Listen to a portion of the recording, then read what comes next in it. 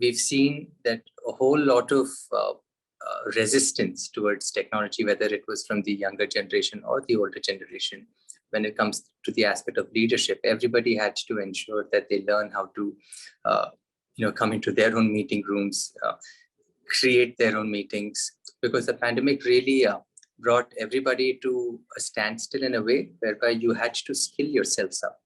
So why is this so important to a post-pandemic world, and why am I bringing all this to our students here at the university?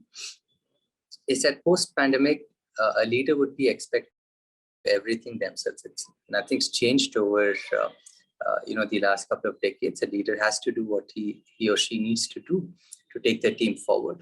But more so, it's the aspect of skilling yourself and making yourself more up to date. People exposure to content, 1,000 or even 10,000 times than what you would have at about 10 to 15 years back. If people would have content either from newspapers or just from the internet just about a decade back, but now we've seen with the advancement of AI, with the advancement of new technologies coming in, with the metaverse and all these new jargons coming into our lives, it's important that as leaders that you ensure that you take this upon yourself to learn continuously. Here at Sri University, you've seen that the university has given you a platform for also innovation. You also have an incubation cell that allows you to become entrepreneurs. While it's easy to say that, all right, I'll become an entrepreneur myself, I'd like to have my own vision, a lot of commitment comes across into it. So that's where the aspect of leadership, how good a leader are you able to lead a team? Are you able to lead a company? Are you able to lead a particular vehicle? So all these things are different aspects that what you would need to cultivate during your next 2, 3 years or 5 years here at the university. If you were to ask me, what do you really look at when, what does a team look at a leader? A team looks into a leader for clarity, for direction, for an aspect that, all right, somebody is responsible for us. So, and that's the beauty that when you are really, founded in good values, in good ethics, you'll see people come up for more solutions. Now, at any point in time, this much I can tell you as a leader, that you might come across with situations whereby there might be easy things to do, but not. It has been, my clear experience and what I can tell you, that at any point in time, whenever you're faced with such a challenge, do what is ethical. Because what happens is that when you're there with your team, when you invest into your own people, you need to also invest the intangible values of, creating belongingness. And this also happens when you create a good atmosphere. If you are already experiencing it at the university by doing the Art of Living program here at Sriveda Sattva, anybody who comes in organization, we ensure that we invest time and energy on them to they're all trained with a package of mental and physical wellness, where the Art of Living program is a part of that. What happens here is that the intangible quality of belongingness sets in with people when you invest on something that is really not related to a company goal. So when you invest little time and energy as a leader on people in their own lives, you see that people start owning up your vision as their vision. And I think that's something that what a leader, his greatest achievement would be, that if he could create more leaders in his team, and the aspect of putting a greater goal rather than ensuring that where is only my individual growth. Of course, in a team, everybody would want to grow. So you need to create a good balance. But at the end of it, the success of a leader is to ensure that how he could take the team all together at once towards the vision of what the organization needs to achieve. Another point that as leaders, we need to ensure that we are on time on things. People look up to you. You'll have the pleasure of being a role model. Part is that you don't fake things. So if you're not, something, don't fake it. Be natural with them, and they would appreciate that. And be more available for your team. See that you're more approachable. As a leader, tomorrow when you have your own organizations, you need to be approachable. People need to be able to speak to you. People need to be able to confide in you and bring across their challenges and problems that what they have. It might not be very easy as leaders to listen to that, but that's where the Art of Living program across the aspect of lowering your stress level. Here Gurudev says a very nice thing, is that knowledge is for you to implement in your lives, not for you to impart it to others. First, start implementing it in your life. And when you start implementing it in your life, then you become a wise person. The difference between a knowledgeable person and a wise person is that a knowledgeable person, you would have just ratified what knowledge, needs to be told at what time, but has no experience of it. But a wise person is a person who's actually put the knowledge into action in their own lives and has the experience behind it.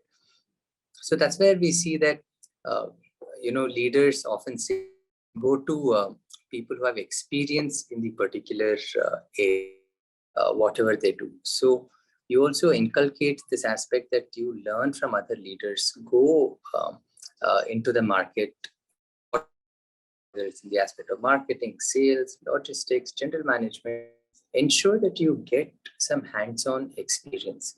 Now, it would be even more beneficial for you that you go and work in some places or places which are run by entrepreneurs. Why? When you go into big conglomerates, you already have a whole lot of processes already set in. So it'll be very easy for you to say, all right, I'm into this process and I'm great and I'm very comfortable. In a way, yes, but if you really want to push your limits, go to a startup, experience what is it to also have challenges that sometimes might not be even in your control, and where all the team has to sit together and see what sort of a solution needs to come up. Having said that, another part that what you need to do as a leader is that if you expect clarity from your own students, you also display that. This actually, I put up a post recently on my Instagram saying that a lot of times as leaders, we expect the team to be very clear on things. They have to bring in great clarity in whatever they're presenting to you. But as a leader, have you also been clear as to what your expectations are from the team? What is it you really expect, whether they need to deliver, whether they need to present, whether there are some key parameters that what you want to discuss. See that you, display this clarity to them. So the moment you start displaying clarity, it actually works twofold. One is that you're clear as to what you want to do. Two, the team is also clear that this is what the leader also wants us to do, and we are doing this together. So I think that these small snippets, they might be very simple things to do, but they take you a very, very long way. And also be short, crisp in whatever. Don't make it as a part like you'll be sermonizing people when you're a leader. Be very to the point. Your meetings with your team members should not be more than 15-20 minutes. The moment this, I'm talking about your review. So going forward, even the other meetings that what you might have, 10-15 minutes should be enough to review as to what you need to do. Of course, the ideating sessions will definitely take more time. But when you have such review meetings, it's good that you're very clear, you're indexed as to what is it you would like to hear from them. And also inculcate the aspect of they are also communicating to you clearly. So this also helps in a twofold. So when you save time, you save time for the company, you save time for the organization. You'll be able to do things more effectively that way. So here, what I'm sharing with you here today are all very simple things, very practical oriented points that what you can start implementing in your life. I can definitely come and give you big concepts that what you need to do. Every leader starts off with the first step. So you start off with the first step, start with simple things, and see even inside your own class, how much of do all of you take. For example, I'll give you one quick, what should I say, experience that what you can also think about for yourself, whether you're a leader or you're a person who's waiting for another, is that when I requested all of you to switch on your cameras before I started, I saw only a couple of them switching them on. But the rest decided to, all right, let me see who's going to be next. All right, let me see, is there another person who's going to start, switching them on? Okay, will I look okay? I'm in my room, or I might be in a place where the background's not okay. So do you see there are so many things that are running in your mind that are not allowing you to take a good decision? And then later, after some time, you say, okay, is it okay if I move away from the screen? What will my other students think? So you are here to listen. I wouldn't say a lecture, but at least for an interactive session on leadership. So start small things. So when you're asked something from a leader or from your own teammates, see how much of initiative you take. So the next aspect is, I see some of you have taken initiative in switching on your videos, but I still see a whole lot of them who still not. So, I'd really like to see that who's going to be the better leader going forward. So it might be a small thing, and let me take this and make a case study for all of you. So now, as I'm telling you this, all of you would be, there are a couple of schools that would be thinking that, okay, let me switch on the camera right now. The other person, who is he to tell me, I'm here for 2 years, I'm going to be a better leader. So this is another perspective. The third is that, okay, what sort of judgment are people going to put on me? Whether I'm going to be in my room, whether I'm well presented, is it okay for me to do? So do you see there are so many other biases that come across to your mind to see stops you from being a good leader. A good leader, as what I mentioned to you, is a person who's comfortable and who's able to communicate as to whatever they need to at that particular point in time. Another point is that you also need to think that whether how are you leading your own life? You want to be a leader, how are you leading your own self? So if you had a program here at 3 o'clock, present it for that. So as a part of the university, it is important that you are a part of this cohesive atmosphere to ensure that you're here to learn. So how much of it are you taking it up as a leader to lead your own life to learn more? So the aspect that what I would like you to take back home and see that what is it you're going to be implementing. You want to be a leader, start by leading yourself. And that's what it is about. It's how you lead yourself first, whether your own time, whether if you tell somebody that you would like it to be in a certain way, are you doing the same? Are you able to display this particular clarity that what you would like from other people? Are you doing? If you tell some people not to do some things, are you also not doing that? So you need to live by example. You need to carry people by example, because there is that would work better than being truthful to your own team. So when you're truthful, when you also acknowledge your own limitations, the team also appreciates that. So long story short, and now I would certainly like to, address any questions people might have, or at least interact with all of you, is that a leader is not somebody who is somewhere up there and, very difficult to be. You can start being a leader, but you need to start taking the steps. You need to start ensuring that you participate in conversation, participate in meetings, participate in your team. And that's where you'll be able to understand whether you're a good leader or what is it you need to do to become a better leader. Sir, I have few questions.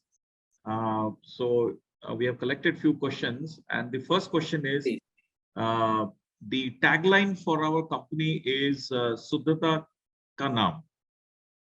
So what was the rationale behind this?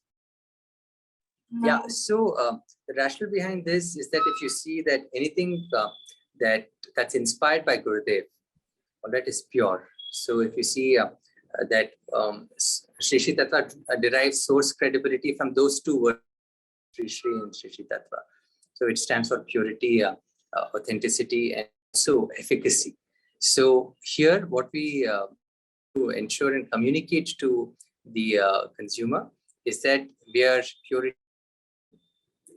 So, and that's what the entire brand stands for. And in that, whether it's the aspect of ethics, whether it's the aspect of values, it's the aspect of quality, it is the aspect of efficacy, or whatever it is that what is delivered across to the consumer, it's always in its purest form. That comes from the source. That's wonderful. There is another question. How do you see retail sector doing in both organized and unorganized after the pandemic? So if you see the sector here in India, perhaps one of the most complex systems across the world. It's perhaps the only market across the world where any FMCG player, more than 85 to 92% of sales comes across from GT or general trade. That's more from your Kirana stores and that your general distribution, stockists, your CFAs, your distributors, your retail stores. So here, if you see the aspect of retail, it's going to become more phygital, if you ask me, in the coming years. So it's not only going to be physical, but also and not only digital, but an aspect of both. And it's already started with advancement of technology. Even from Sriveda Sattva, we've seen that how we could start enabling our distributors also on the e-commerce front. A whole lot of things have happened. So the aspect of retail is here to stay. Yes, the last couple of months, especially on the on the logistics side, we've seen that prices are going up with fuel prices skyrocketing. So it is a little difficult for the industry, in general. You've seen a whole lot of FMCG companies have also increased their price, more than 15-20%. What does this really show is that the costs are increasing in such a skyrocketing time and also place that all companies also would have to do some corrections to see that they still remain, up there. But we hope that this particular rise when it comes to fuel prices across the world, it should hit the ceiling at some time and then later start falling down. And I feel that electric cars also given more importance. I'm sure that the dependency on such things would definitely start reducing.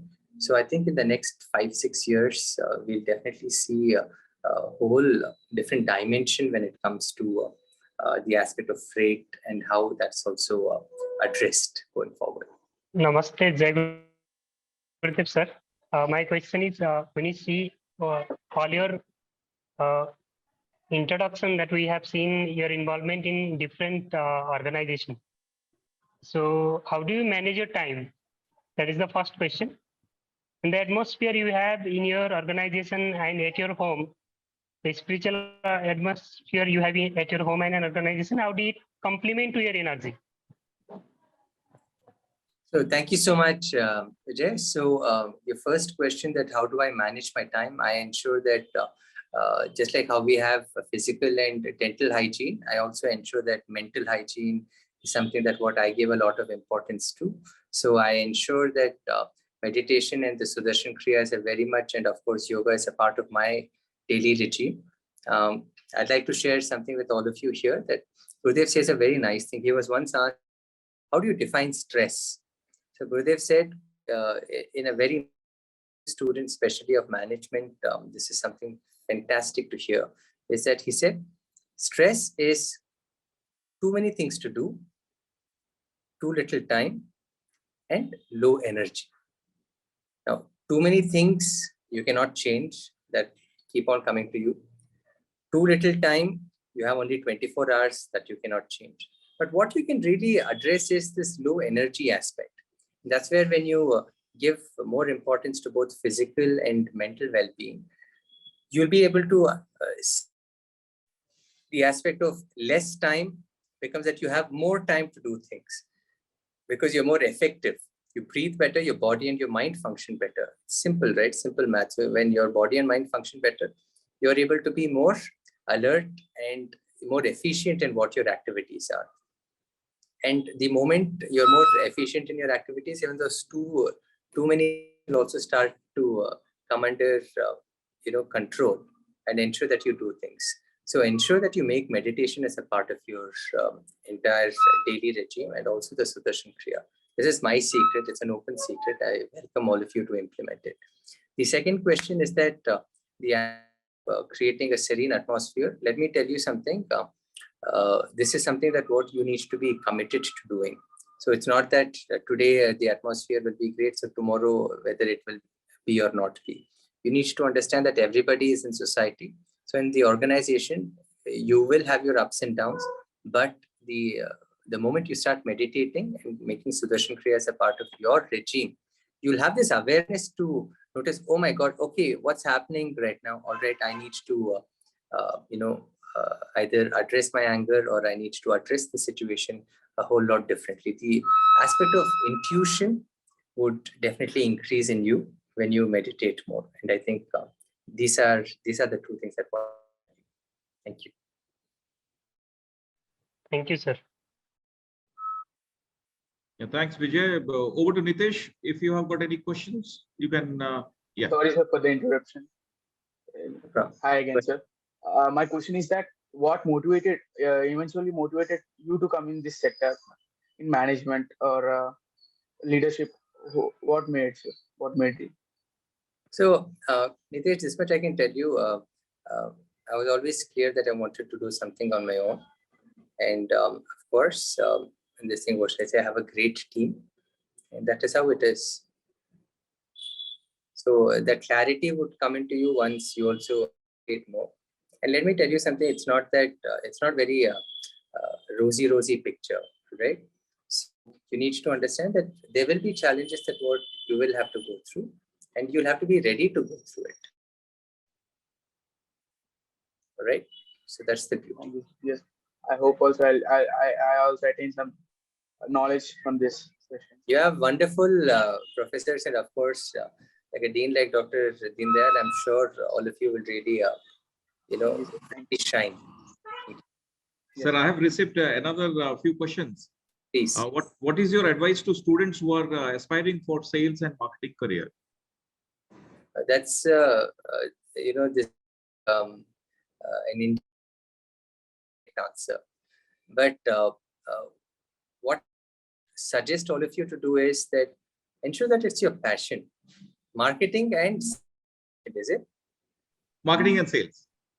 See, let me tell you, marketing is different, sales is different. You need to see that which is the vertical you would like to be in. So while in the university, you would be given both these two tools and also the skills to manage this. You need to see that what is it you would like to champion better in your life, whether it's marketing or sales. Sales is more a hands-on job. It's very, very interesting. You'll get to travel a lot. You'll get to learn a lot. You get hands-on training into what you need to do. And marketing is more strategic side. Yes, you to travel too, but it's more more strategic. What's the sort of plan that what I need to do to see that sales also increases? Sitting with the sales team and seeing that what does the sales head want? What exactly is happening down there in the market? So all these things, would be there. So it's very it's a role, both sales and marketing, but very, very interesting. And if you ask me, there are a lot of things that be marketed and sold right now, especially after the pandemic. So it is a place to be. One more question I'm having, sir. Students are asking that should I go for starting a startup after my 2 years management course, or should I join a job? See, 2 years is a long time. 2 years is quite a long time. It's also a short time. So either there are two things. One is that you first finish your program, you evaluate and you see that what is it you would like to do. Or you think of it now, saying that I want to do this. And then your let your lecturers and also your teachers help you and nurture you towards that. So these are the two things that what I would do. I'm not going to comment whether you should do it, whether you should become an entrepreneur. That decision is up to you. Don't let anybody take that away from you. So any other question from the audience? If you have, please unmute yourself and you can talk to sir directly. I would like to ask one more question, sir. Sir, what we see after this geopolitical tension all around the world, that FMCG retail sector is having high pressure of inflation. And it's very hard for them to transfer the price because it's very competitive. So you cannot raise your price. So what we see that the company are doing is they are reducing the package size. Shrink inflation means they are shrinking their product instead of increasing the price. So what impact that has created in the Sri Sattva and how you are coordinating to overcome this? Yeah, so if you see that there are different, it's not one size that fits all here. So in some, in some packs, what Sri Sattva has done is that we've launched more SKUs. We're not changing our pack sizes like that, but we're also releasing out new SKUs as well. So we might be doing this. There are other companies that might be reducing their pack sizes, but we are certainly not doing that right now. We are also bringing out more more products and SKUs into the market, because this is not going to be something that is going to be very long term. This is going to be a short term thing, and this should correct itself in the coming quarters. Thank you, sir. Yeah. Somebody asked what's an SKU. It's a stock keeping unit. So yeah. So any other question for sir? I think there's something. There's some on the chat right now. Why don't all of you just ask me straight away? Yeah. I think for me, like if you can speak a little bit more about the self-management. I mean, you mentioned the secret is Sudarshan Kriya and meditation, but if you can speak a little bit more about time management. For me personally, in my life, time management was a big issue. And I realized after being on this path that you cannot lead others without leading yourself first. So self-management is key to success, key to leadership, key to everything in life. And still till now, and now I have a lot of responsibilities with the art of living, until now I struggle with time management. If you can speak a little bit about time management, that will be yeah. I mean, I'm sure like Sudarshan Kriya meditation, that did a leap in my life. But still, when you have a lot to handle and little less time, how you can manage between all your responsibilities and your personal life, all the duties. So if you can speak a little bit more about this. Definitely, Ms. Dana. Thank you very much for your question.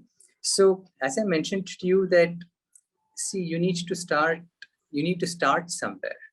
And how do you start that is no amount of, knowledge will be able to change a person's lifestyle unless and until they start off doing something about it. So it's like I can tell all the students here, you need to get up at 4 o'clock. You need to have a great, run for 1 hour. Then you need to do yoga. You need to do this. They might do it for 2-3 days. But then later, after the 3rd, 4th day, oh my God, I did this. I went for a movie and I came back late. I can't get up. So a whole lot of these things happen. And that's very much a part of everybody's life. But the thing is that we start coming up with smaller commitments that, okay, for the next 7 days, I'm not going to miss my Sudarshan Kriya or my meditation. I'm going to do it come what may. Then after 7 days, you push it for another 10. So have particular goals that what you can start achieving. So once you start achieving goals, automatically your body and your mind will say that, all right, come on, let me push myself a little bit more. Because rather than saying that, it's like this, no, I can eat for today. I can eat for perhaps the morning and afternoon, but evening I'll still be hungry. I can't say that I ate in the morning, so I'm not going to eat in the evening. And today, so I'm not going to eat. No. So at that particular point, so it's like you need to make mental, hygiene also a habit. So, and that happens slowly when you start doing Sudarshan Kriya, when you start meditating. It's like this, no, for a clean room, it's relatively easy. But imagine that you've had a whole big hall. Imagine the entire Shruti hall that you have to clean. You're not going to be able to do it in a day. So just like this, there are stresses that have been accumulated over the years, over decades. And it will take both the body and mind some time to accustom to the new situations. So start off with Sudarshan Kriya and meditation, and set goals that what you can start achieving first. If you want to achieve 100 things, say I'll achieve 10, I'll achieve 5. Begin with that. So then what happens is that once you start achieving things, you'll also learn as to how you need to do the other things. Sometimes what happens is when you do something right, you might also learn to do 10 other things right because you did this correctly. It's like saying that all the students here, they would be given in charge of managing their own commerce or cultural fests. So the first year, they might not know what needs to be, but by the time they come on to the second year, they automatically learn as to what they need to do before. So similarly like that, when you start putting smaller goals, you'll be able to achieve them. You learn as to how you could work towards bigger goals as well. The next is the moment you feel that somebody else needs to behave in a particular manner, the knowledge that what you have gained out of living program, how much of that are you implementing in your own life? It's like this, like when all the students go out for movies and when they come back late home, so when their father or mother asks them, why are you coming back so, accept people in situations as they are. So knowledge is not for circumstances, but implementing it in your own life. So once when one of the students actually did this, so they got one rap from their parent and say, okay, people in situations as they are, and don't see football behind other, or don't see intention behind other people's mistakes as well. So people start using knowledge to their benefit. So knowledge is a double-edged sword. So you see that you use it properly as well. So start implementing knowledge in your life. And the next is attend to your food habits. When are you eating? Are you eating on time? Are you eating very late in the morning, or you're having your dinner too late? So these also impact your energy levels. So the moment you start addressing your energy levels, you will see you will have time. You will also have the patience. Sometimes you feel, oh, I can't handle a problem anymore. I can't talk to this person. And sometimes you will exactly know how long you need to speak to that person to convince them to do things. So you say, oh, I don't have half an hour with me. Oh, I don't have 1 hour with me to do this conversation. And you postpone it. But the moment you're able to, have a more, peaceful mind, you'll see that you'll reflect it onto the other person as well. Speak and see that things are resolved. So it's not just one, size that fits all, but I've just given you a couple of practical things that what I implement in my life to see how you could be efficient in whatever it is that what you do. Yeah, thank you, Arvindji. So if we summarize, then we will need to be disciplined in the practice, setting small, realizable, realistic goals, and then apply the knowledge to ourselves first, walking the talk, and not to tweak the knowledge to our benefits, and then watch our food habits. Thank you. That's very enlightening. Thank you. Thank you. Thank you very much. Sanchi Mohanty is asking, Sanchi, if you can open your microphone and ask the question, is it possible? She's asking how to get rid of insomnia, sleeplessness from work stress naturally rather than any medications. Okay, yes, not.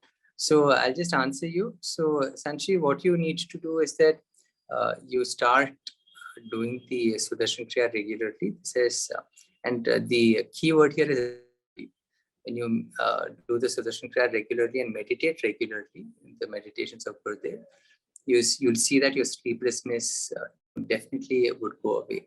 A lot of people with insomnia, after doing the Sudarshan Kriya, they have proper sleep. And see, sometimes if you don't sleep, right, don't simply label yourself that I have insomnia.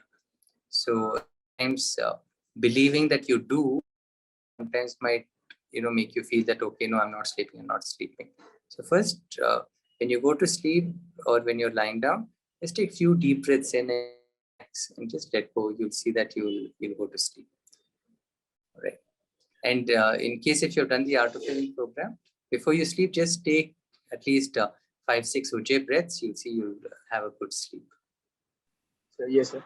How do you keep motivate yourself on this busy world and situations, sir? See, if you ask me, I wouldn't talk about motivation. I'll speak about inspiration. What keeps me going is, inspiration from Gurudev, and this inspiration to see that the vision that what he has to see everybody is healthy and happy is something that what drives me. It has been such an honor to be part of this wonderful session today. The session today reminded me of a quote by our Gurudev: "Sincerity of purpose, honesty in approach, and dexterity in action is what the youth need to imbibe in order to become good leaders." On behalf of Sri University, I would like to extend my heartfelt gratitude to our chief guest, Mr. Aravind Varchaswi, MD of Sriveda Sattva, for accepting our invitation and for being with us here today. Your thoughts, your ideas, and inputs as a leader and how to manage oneself have truly inspired us. Thank you.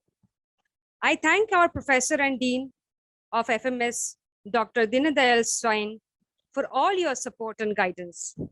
A wide round of applause and thanks to all the dear participants who have made today's session a memorable one.